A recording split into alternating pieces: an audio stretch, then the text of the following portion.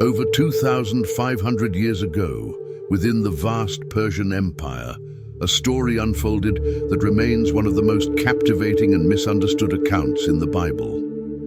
How did a simple cupbearer to the king rise to become the leader who restored the dignity of an entire nation? This is the remarkable journey of Nehemiah, a man whose unwavering faith took him from the luxurious halls of Susa to the crumbling walls of Jerusalem. But this isn't just a tale of physical reconstruction. It's a narrative of spiritual renewal, courage in the face of adversity, and the transformative power of faith. What lessons can we draw from this biblical leader that are still relevant today? Let's dive in and find out. Before we proceed, I have a small favor to ask. If this story resonates with you, please give this video a thumbs up. Not only does it help spread this message to a broader audience, but it also supports our channel, enabling us to share more incredible stories like this one. Your like makes a difference. Go ahead and join this mission today. Nehemiah's story doesn't begin in a sacred place or in the midst of an obvious spiritual battle. It starts in the grand halls of Susa, the winter residence of the mighty Persian Empire. Nehemiah was more than just a servant. He was the cupbearer to King Artaxerxes, a position of great responsibility and trust. He didn't merely serve the king's wine, he tasted it first, ensuring it wasn't poisoned. This role granted him access to the most private and strategic conversations of the empire. Yet, despite his surroundings of grandeur, his heart was far from content. From the hanging gardens to corridors adorned with gold and lapis lazuli, everything in the royal court exuded power and luxury. Nehemiah enjoyed comfort, prestige, and security. However, his soul was deeply unsettled. The news from Jerusalem, delivered by his brother Hanani, struck him like a heavy blow. The wall of Jerusalem is broken down, and its gates have been burned with fire. These words weighed heavily on Nehemiah. While the palace continued its life of opulence, the sacred city of his ancestors lay in ruins. What would you do if you found yourself in this position? On one hand, Nehemiah could have ignored the troubling news and continued to enjoy his privileged life, but his faith and deep connection with God wouldn't allow it. The crisis in Jerusalem awakened a profound calling within him, one he couldn't dismiss. Every fallen stone of the city's walls seemed to symbolize the fragility of his people's identity. Every burned gate was a stark reminder that God's purpose for their nation was at risk. But what could a cupbearer possibly do in the face of an empire? Nehemiah grasped a vital truth. God often uses people in unexpected places to accomplish extraordinary purposes. He wasn't a priest, a prophet, or a military leader, but he was precisely where God needed him, by the side of the Persian king. This chapter of his life teaches us that the greatest callings often arise in the most unforeseen moments and from the most unlikely positions. Nehemiah chose to pray and fast, seeking God's guidance and favor. For days, he poured out his heart before the Lord, confessing not only the sins of his people, but also his own. O Lord, God of heaven, hear my prayer. Through these words, we witness a humble heart, ready to sacrifice everything for the sake of his people. Nehemiah's calling challenges us to reflect. Are we willing to step out of our comfort zones when God calls us to a greater mission? No matter our position, whether it seems significant or small, when God places us strategically, it's because he has a specific purpose. Nehemiah understood this perfectly. Nehemiah knew that while his heart burned with a desire to rebuild Jerusalem, he couldn't act without the king's permission. A single misstep before King Artaxerxes could cost him his life. In the Persian court, showing sadness or worry in the king's presence was considered disrespectful, even punishable. Yet Nehemiah realized he had to take the risk if he wanted to fulfill the mission God had given him. After months of prayer and fasting, The day finally came when the king noticed his downcast expression. "Why does your face look sad when you are not ill?" "This can be nothing but sadness of heart," the king said. At that moment, Nehemiah's heart pounded. This was the opportunity he had both awaited and dreaded. Offering a quick, silent prayer for strength, he replied, "May the king live forever. Why should my face not look sad when the city where my ancestors are buried lies in ruins and its gates have been destroyed by fire?" Instead of reacting with anger, the king asked a question that would alter the course of history. "What is it you want to request?" Nehemiah, fully aware of the gravity of his request, answered with precision and humility, "If it pleases the king, and if your servant has found favor in your sight, send me to Judah, to the city of my ancestors' tombs, so that I can rebuild it." This was a pivotal moment not only for Nehemiah, but for his entire people. The king not only granted his request, but also provided him with letters of authorization for the governors of the surrounding provinces and resources for the reconstruction. God had orchestrated every detail to ensure that this seemingly impossible mission could be accomplished. What appeared to be a simple conversation was, in reality, the beginning of a divine mission. This chapter teaches us that when we act with faith and obedience, God opens doors that seem unreachable. Nehemiah did not rely on his position or influence, but on divine guidance and constant prayer. In your own life, are you prepared to seize the critical moments that God places before you? Upon arriving in Jerusalem, Nehemiah found a city in complete disrepair. The walls that once safeguarded his people lay in ruins, and the gates, burned to ashes, stood as a stark reminder of the city's neglect and vulnerability. Yet Nehemiah understood that before taking action, he needed to grasp the full scope of the challenge ahead. The mission God had placed in his heart required careful planning and a well-thought-out strategy. In the stillness of the night, while the city slept, Nehemiah embarked on a nocturnal inspection, accompanied only by a few trusted men. He chose not to reveal his plans to anyone yet. It was crucial to keep his intentions private until he could personally assess the state of the walls and devise a comprehensive reconstruction plan. Riding on his mule, Nehemiah traversed the silent, desolate streets of Jerusalem. By the light of the moon, he carefully examined every crack, every fallen stone, and every charred gate. He passed through the valley gate, then the dragon well, and continued on to the fountain gate and the king's pool. In some areas, the rubble was so extensive that his mule could go no further. Nehemiah dismounted and continued on foot, running his hands over the stones that had once been the pride of Jerusalem. As Nehemiah walked through the ruins, he saw more than physical devastation. He witnessed the pain of his people, the loss of their identity, and the urgent need for restoration. Yet amid the rubble, he began to envision what could be. Every fallen stone represented an opportunity for rebuilding, and each broken section of the wall was a promise of renewed hope. In his mind, he was already drafting a plan, picturing a restored city and a unified people under God's guidance. This nighttime inspection was a testament to Nehemiah's faith and determination. He did not let the enormity of the task before him cause despair. He trusted that God was with him, and every step he took brought him closer to fulfilling the divine mission. How often in life do we face situations that seem beyond repair? This part of Nehemiah's journey reminds us that before rebuilding, we must take time to observe, plan, and seek God's guidance. Nehemiah teaches us that even in the darkest moments, when everything seems lost, we can envision restoration and move forward with faith toward a hopeful future.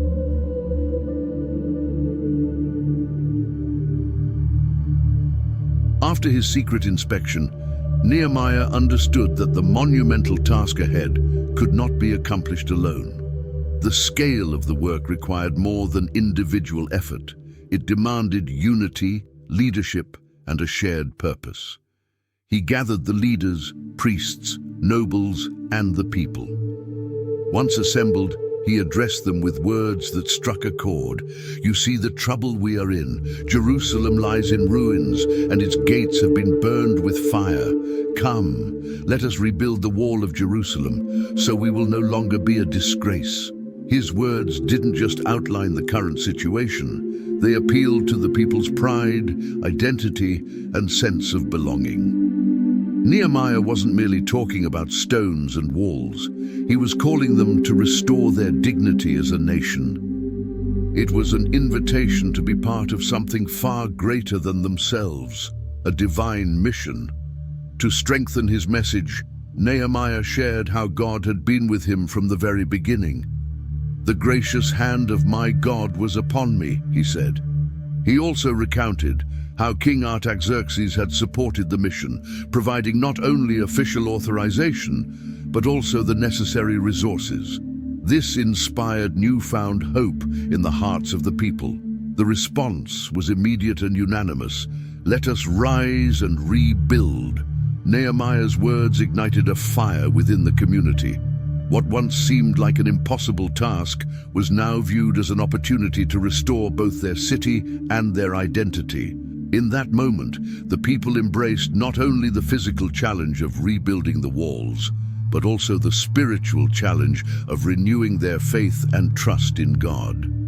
However, not everyone shared their enthusiasm. Opposition quickly arose. Sanballat, Tobiah, and other enemies of the people openly mocked them, attempting to sow doubt and discourage the workers. What are these feeble Jews doing? Will they restore it for themselves in a day? Can they bring the stones back to life from heaps of rubble? Their words were like arrows, aimed at undermining the morale of the builders. Nehemiah, however, remained resolute. With unwavering firmness, he declared, "The God of heaven will give us success. We, his servants, will start rebuilding." Rather than engage in physical confrontation or prolonged arguments, Nehemiah took the criticisms and threats straight to God. He understood that the battle was not just against people, but against forces determined to stop God's work. This call to unity and determination offers valuable lessons. Nehemiah recognized the power of community when everyone works together toward a shared goal, especially when guided by God. Each person had a role to play, and Nehemiah ensured that everyone knew their contribution was vital. Every stone placed was a symbol of faith. Every gate repaired an act of obedience. How often do we face challenges in life that seem insurmountable? This chapter reminds us that we are not alone in our struggles. When we unite as a community and trust in God, we can overcome any obstacle. Faith not only moves mountains, but also builds walls and restores lives. As the walls of Jerusalem began to rise, so too did the intensity of the opposition. Sanballat, Tobiah, and their allies became more aggressive, escalating from mockery to outright threats. The initial sarcastic remarks aimed to belittle their efforts. Even if they build it, a fox could knock down their wall. But when they saw that words failed to stop the progress, their tactics shifted. The enemies began plotting physical surprise attacks on the workers, aiming to create chaos and halt the construction. When Nehemiah learned of their plans, he once again demonstrated his leadership and strategic wisdom. He understood that this was not merely a physical battle, but also a spiritual one. The enemy sought not only to destroy the wall, but to break the spirit and determination of the people. Nehemiah's first response to any opposition was always the same: prayer. He lifted his concerns to God, acknowledging the severity of the situation, but reaffirming his trust in divine power. "Hear us, our God, for we are despised. Turn their insults back on their own heads." However, Nehemiah didn't stop at prayer. His faith propelled him into immediate action. He implemented a dual strategy. While one group focused on rebuilding, Another stood guard, ready to defend the city. Nehemiah also organized the workers by families, assigning each family to protect a section of the wall near their homes. This not only reinforced security, but also gave each worker a personal motivation to protect what they held most dear. The work is extensive, and we are spread out along the wall, Nehemiah explained. When you hear the sound of the trumpet, join us there. Our God will fight for us. The trumpet became a powerful symbol of unity and hope, reminding them that even though they were scattered, they were united in their mission under God's protection. Nehemiah ensured that fear would not paralyze his people. Under his leadership, every worker carried a tool in one hand and a weapon in the other. The days stretched from dawn to dusk, and the nights offered little rest. Neither I nor my brothers nor my men took off our clothes, Nehemiah recalled. Each kept his weapon at his side, ready for any emergency. This level of vigilance and dedication reflects the people's unwavering commitment. Each stone placed, each gate restored, was an act of resistance and faith. Through their collective effort, guided by Nehemiah's leadership, the walls began to take shape, closing the gaps that had left Jerusalem vulnerable for so long. But Israel's enemies didn't give up. When physical attacks failed to deter the people, they switched tactics. Sanballat and Tobiah tried to deceive Nehemiah with false invitations to meet in the valley of Ono, planning to ambush him and eliminate the key leader of the project. However, discerning their intentions, Nehemiah firmly responded, "I am carrying out a great project and cannot come down. Why should the work stop while I leave it to meet with you?" Despite multiple attempts, Nehemiah stayed focused on his mission, rejecting every distraction and plot. Even when his enemies sent an open letter filled with false accusations, claiming he was conspiring to crown himself king, Nehemiah didn't let the lies derail him. "Nothing like what you are saying is happening. You are just making it up," he replied, making it clear that he wouldn't fall for their provocations. This chapter offers profound lessons on how to face opposition in our lives. Nehemiah combined prayer with action, faith with strategy, and never allowed fear or criticism to divert him from his mission. He understood that every obstacle was an opportunity to rely more on God and to demonstrate strong leadership. What challenges are you facing today that require not just faith, but also strategy and action? Nehemiah reminds us that when we trust in God and take bold steps, even the greatest forces working against us are powerless before His will. Despite all the mockery, threats, and conspiracies, the work in Jerusalem never stopped. Under Nehemiah's leadership, the people continued building with a mix of determination and unshakable faith. Day by day, the walls rose higher, and the gates began to be restored. Finally, after just 52 days of relentless effort, the walls of Jerusalem were completed. This achievement was not only a physical triumph, but also a spiritual one. Neighboring nations, who had mocked and conspired against them, were now filled with fear and humiliation. They recognized that what had been accomplished in Jerusalem was not the work of mere men, but that God Himself was with them. The reconstruction of the wall became a living testimony of God's power and the unity of His people. With the walls completed, Nehemiah and the leaders organized a grand celebration. Ezra the scribe was called to read the law of Moses before the entire assembly. From sunrise until noon, the people stood attentively, listening to the word of God. As they realized the depth of their sins and the faithfulness of God, many began to weep.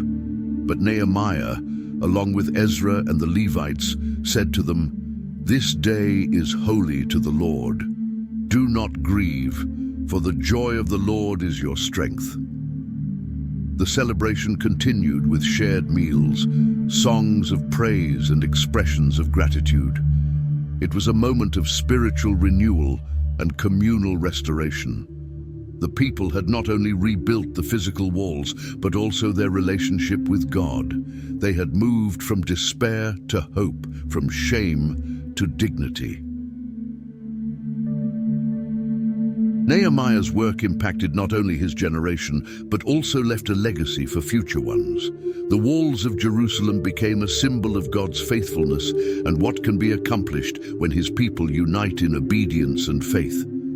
Through the reconstruction, Nehemiah showed that although challenges may be immense with God, every obstacle can be overcome. This chapter teaches us a powerful lesson. In life, we all face broken walls, whether physical, emotional, or spiritual. But with faith, unity, and determination, we can rebuild. No matter how insurmountable the challenges may seem, when we walk in obedience to God, His strength enables us to achieve what seems impossible. Nehemiah's story is more than an account of architectural reconstruction. It is a living testament to the power of faith, unity, and obedience to God. Each stone placed, each gate restored, and each prayer lifted reflects the profound truth that when God is in control, no ruin is final. Jerusalem, once in shambles, rose again as a beacon of hope and restoration, an eternal reminder of God's faithfulness to His people. But Nehemiah's legacy doesn't end with the construction of the wall. He teaches us that true leadership is not just about guiding others, but about serving with humility and dedication.